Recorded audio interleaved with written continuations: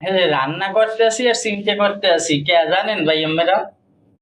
কারণ ছোট বোন একটা বাড়ি, এই যে একটু আগে ফিউডি নিউজ দেখলাম যে চট্টগ্রামে ধর্ষণের অভিযোগে যুবকের আটকাইয়া রাখছে জনগণ, পুলিশ ছাড়াই কিনতে গেছে, জনগণে হামলা করতে আছে। তা চিন্তা করি যে একটা শখের বই, হে কতক্ষণে জানি দর্শন হয়, কতক্ষণে জানি উনি যে বইনের লাশ করে রইস। চিন্তায় সারাদিন ভাই ঘুমায় না, খাওয়া দাওয়া বন্ধ ভাই, আবারও তো খাওয়া লাগবে, রানতে আইছি। এটা সোনার বাংলাদেশ ভাই, একটা ফুলকে বাঁচাবো মোরা যুদ্ধ করছি, যুদ্ধ করে দেশটা কি পেয়েছি ভাই? এদের সাথে কিছু পাই নেই।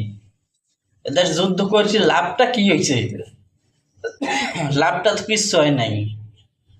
কি লাভ হয়েছে? আমার তো মনে হয় না যে এদেশে স্বাধীনতা হয়েছে, এদেশে যুদ্ধ হয়েছে। আমার মনে হয় না যুদ্ধ যদি হইতে আর এদেশে স্বাধীনতাই যদি আনতাম, তাহলে সাথে স্বাধীনতা ভোগ করতে পারতাম ভাই। এদেশে স্বাধীনতা তো ভোগ করতে পারি নাই।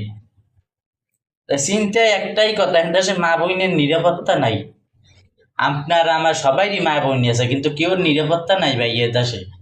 এদেশের সরকারও কেন জানা ইচ্ছুক। আজকে স্বরাষ্ট্রমন্ত্রীর সাক্ষাৎকার দেখলাম, কিন্তু তার মোহে আসি ভাই, বুঝছেন? আমি কইতে পারেন কে আমের মোহেও তো আসি ভাই, আসি কে সেটা তো আমি বুঝি।